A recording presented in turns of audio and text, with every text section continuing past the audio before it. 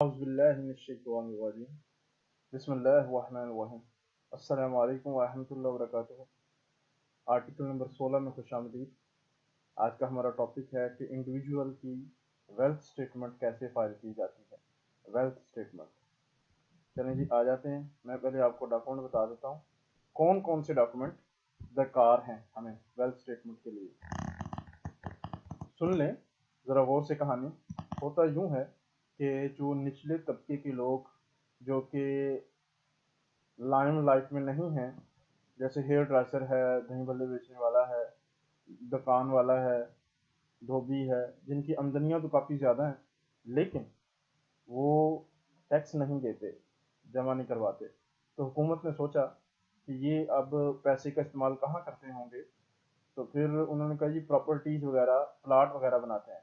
तो उन्होंने immovable property की लेन देन के ऊपर भी इनकम टैक्स लगा दिया।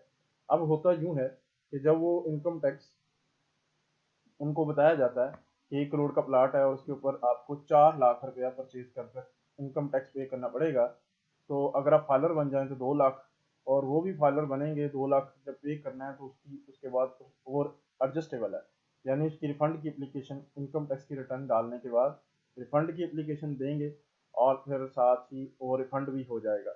तो वो कहते हैं अच्छा फिर हमें फाइलर कर दें। 2-3 लाख बचाने के लिए वो इनकम टैक्स के नेट में आ जाते हैं। तो लिहाजा ये भी बड़ी चांदी आजकल हुई हुई है। तो चलें देखते हैं कि कोई बंदा आपके पास आता है, उसकी एनुअल इनकम टैक्स की रिटर्न जब जमा करवानी है साथ में वेल्थ स्टेटमेंट लाजमन है।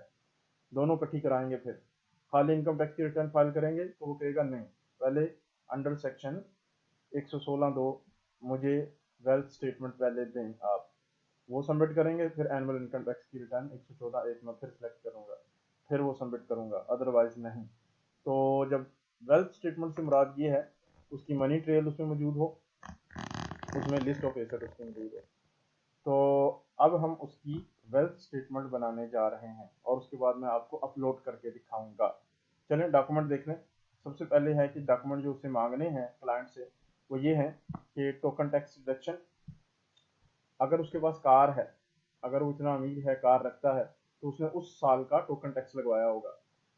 ठीक है, वो आप उससे ले लें रसीद, और उसके ऊपर बाकी जो टैक्सेस होते हैं एक्साइज वगैरह के साथ साथ इनकम टैक्स की रकम भी साथ में पे की हुई होती है।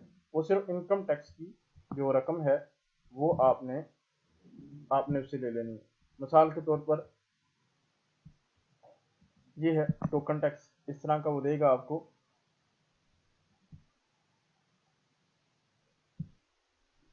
तो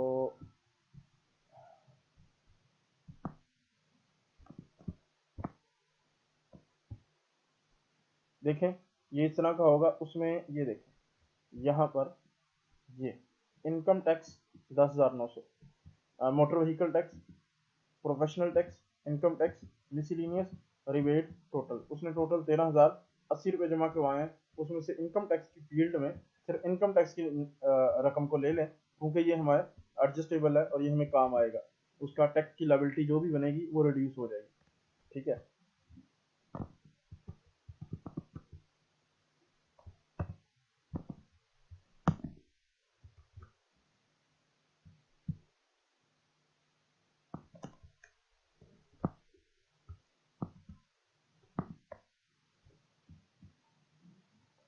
अच्छा जी, उसके बाद देखते हैं अगला, list of own property in the name of tax payer. Tax payer से पूछना है कि भाई आपके नाम कौन कौन सी प्रॉपर्टीज है, मुझे बता दें। अब आपने इसको ये कहना है कि आपने जो प्रॉपर्टी सारी आपके पास है उनमें से कोई प्रॉपर्टी जो आप मुझे नहीं बताएंगे और मैं नहीं दर्ज करूंगा, उसके बाद मैं उसका जिम्मेदार नहीं हूं अगर पकड़ी जाती है तो।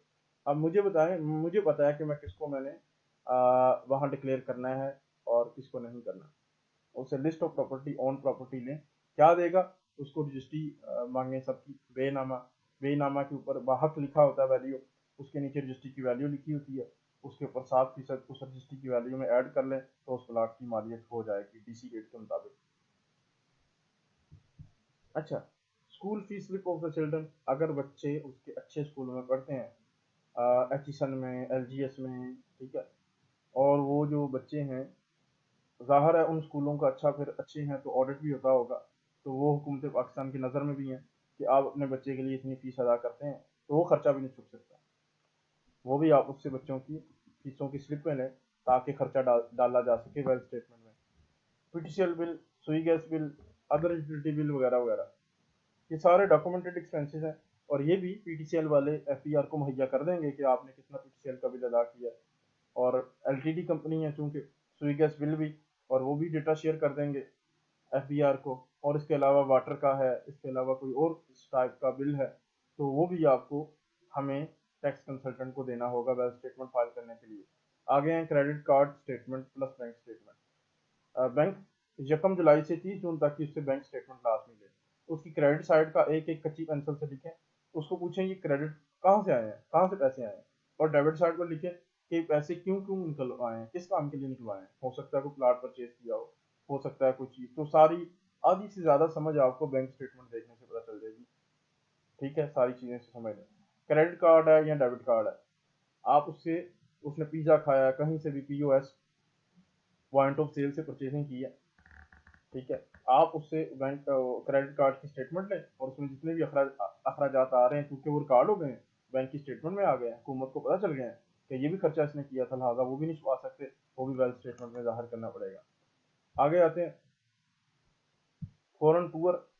उसका पासपोर्ट पकड़ें, उसको कहें यार कोई फॉरेन टूर लगाया, मिसाल के तौर पर हाजी किया है, उमरा किया है, कोई दुबई गया है, इधर उधर, क्योंकि उसके ऊपर भी पर ट्रिप के हिसाब से 50,000 1 लाख रुपया हम खर्चा डाल देंगे। जाहिर है वो भी छुप नहीं सकता, हुकूमत के आंख में है, नजर आता है ये खर्चा। कल को वो बता देंगे कि यार ये खर्चा किया था, ये कहाँ से किया था, आखिर बाहर भी तो गए थे, तो लिहाजा वो खर्चा भी बताना पड़ेगा टूर में जाके। Detail of new purchasing of property vehicles, कोई प्रॉपर्टी व्हीकल नहीं लिया, कोई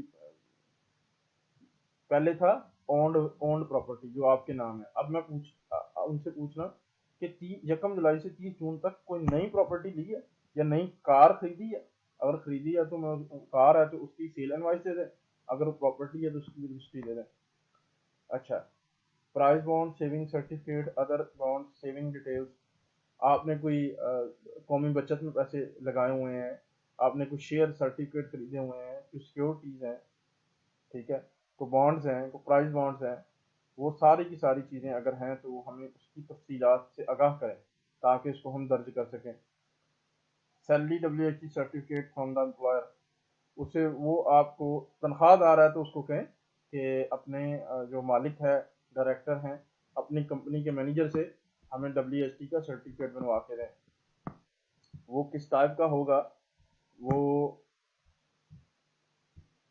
हो सकता है सैलरी का सर्टिफिकेट, ये उसका स्पेसिमन है, ये आपको मिल भी गया है यहाँ पर। यहाँ पर उसकी रकम लिखी होगी, ए सर्टिफाइड सम ऑफ रुपीज, ठीक है, हैज बीन डिडक्टेड, ये जो पहली रकम है ना यही आपका टैक्स है, और बाद में ईस्ट न्योर से ईस्ट न्योर तक मैंने डिडक्ट किया है, इस तरह करके वो आपको बना के देगा। ठीक है, अच्छा वो आप ले लें, उसमें दर्ज लिखा होगा, दर्ज किया होगा कि आपको इतने पैसे आपको पूरे साल में दिए हैं और उसके ऊपर इतना टैक्स डिडक्ट किया है। अच्छा, उससे पूछें कि मोबाइल फ़ोन है जी, प्रीपेड है जी, प्रीपेड है, पोस्टपेड नहीं है, चलो प्रीपेड का सर्टिफिकेट ले लें, WHT का सर्टिफिकेट। वो क्या है जनाब, वो फ्रेंचाइज पर जाएं और अपना ID कार्ड साथ ले जाएं और आपको प्रिंट दे देंगे WHT सर्टिफिकेट का। ठीक है, और उस पर लिखा होगा कि पूरा साल में आपने मोबाइल कंजम्पशन की है और इसके ऊपर टैक्स इतना कंपनी ने काट लिया है। अगर कोई डॉक्यूमेंट है तो इधर मैं देख लेता हूँ, मिल जाए तो। बच्चों की,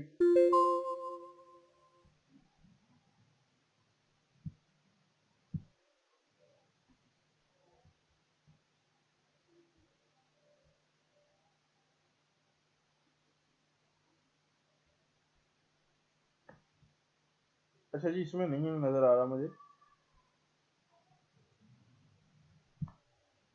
बच्चों की स्कूल की फीसें हैं, LGS की हैं गालबन, ठीक है, ये ले लें। इसमें ये जो फीस है नज़र आ रही है आपको, ये फी अमाउंट है ना जी, ये उसका जमा कर लें, इसको सारे जो महीने हैं उस पर कैलकुलेट कर लें।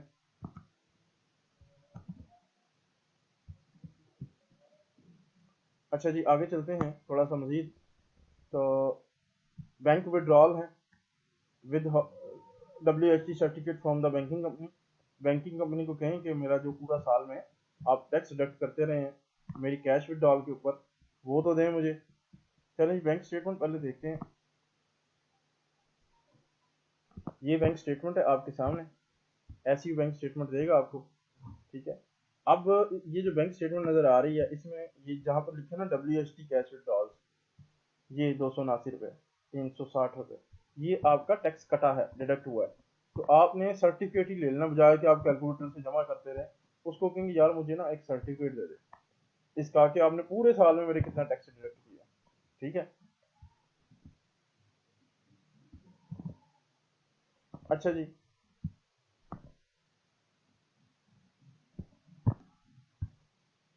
ये देखें इसमें भी है कैश विड्रॉल का टैक्स 300 रुपये जैसे।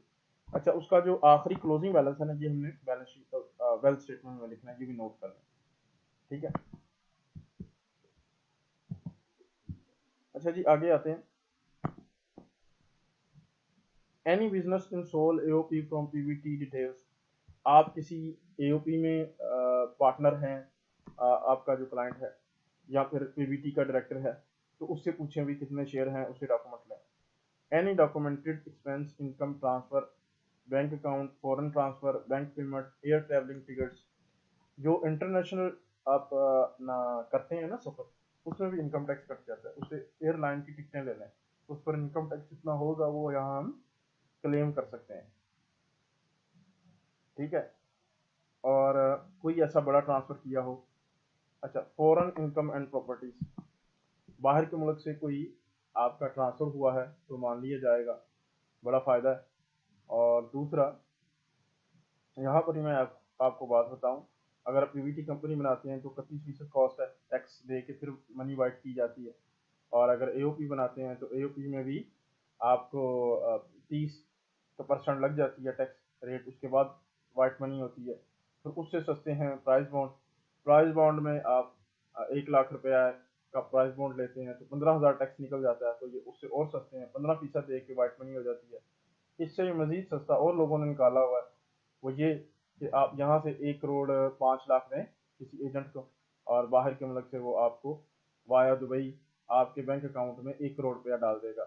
यानी कि सेक्शन 111 की कंप्लाइंस भी हो जाएगी कि अनएक्सप्लेन्ड इनकम, यानी कि वो आपको एक्सप्लेन करने के लिए नहीं कहा जाएगा बाहर के मुल्क से जो ट्रांसफ़र हुए होंगे तब।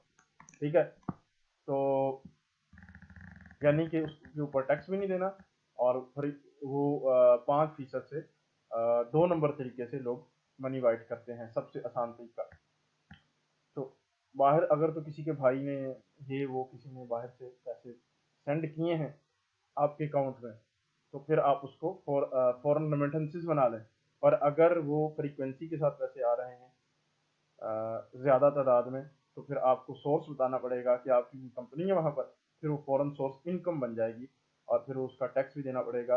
अगर वहाँ जितना टैक्स दिया बाहर के मुल्क और उस मुल्क से टैक्स की TTD भी साइन है, तो फिर जितना वहाँ टैक्स दिया और फिर उसका यहाँ पर क्रेडिट मिल जाएगा। यानी कि अगर 1 करोड़ पाउंड है UK में, उसके ऊपर वहाँ पर 5,000 पाउंड टैक्स दे दिया और रकम पाकिस्तान में ट्रांसफ़र हो गई है, और फिर अगर पाकिस्तान में ट्रांसफ़र हो गई है तो यहाँ पर भी टैक्स देखा जाएगा।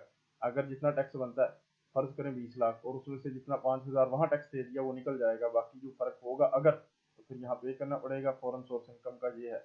लेकिन आप रेजिडेंट भी हों तब फिर देना पड़ेगा, अगर नॉन रेजिडेंट है तो फिर फॉरेन सोर्स इनकम एग्जेम्प्ट है।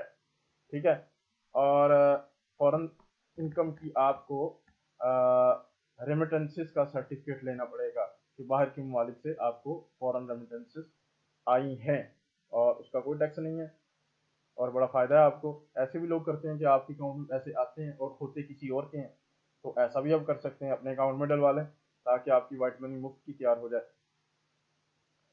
ये चीज़ें हैं, ये सारी चीज़ें आपने उससे लेनी है। लेने के बाद फिर आपने वेल्थ स्टेटमेंट स्टार्ट कर देनी है। लेकिन थोड़ी सी सेंस समझ लें, सेंस क्या है।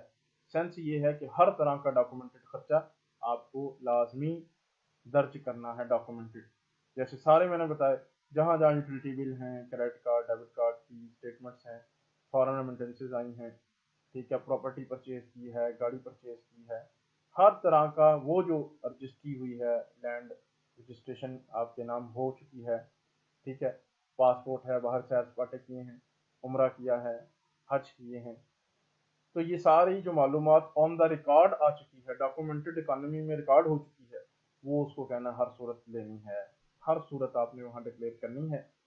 यही हमारी बेसलाइन है, यही सेंस है कि हर तरह की इनकम और हर तरह का खर्चा अगर वो डॉक्यूमेंट में आ चुका है, थर्ड पार्टी में, किसी बैंकिंग कंपनी में, किसी गवर्नमेंट के इदारे में, जैसे वो रजिस्ट्री है, जैसे वो फॉरेन टूर हैं, पासपोर्ट पर आ चुके हैं, तो ये हकायक को झुटलाया नहीं जा सकता। तो लिहाजा नहीं जुटलाया जा सकता, तो जिंदगी के किसी मोड़ पर हम फंस जाएंगे। बड़े बड़े हमारे सियासतदान इस तरह फंस जाते हैं, लेकिन आज नहीं तो कल फंस जाएंगे। मनी ट्रेल अपनी 100% कायम रखें। साथ में ये भी सुन लें कि वर्ल्ड वाइड इनकम हमें बताना होती है, वर्ल्ड वाइड, पाकिस्तानी कानून के मुताबिक पूरी दुनिया में जहां जहां से भी आपकी इनकम आती है, सारे सबको, जहां मर्जी, अगर लंदन में कोई फ्लैट है आपका, तो बताना पड़ेगा पाकिस्तान में कि यहाँ हमारी फॉरेन प्रॉपर्टी भी है। ठीक है।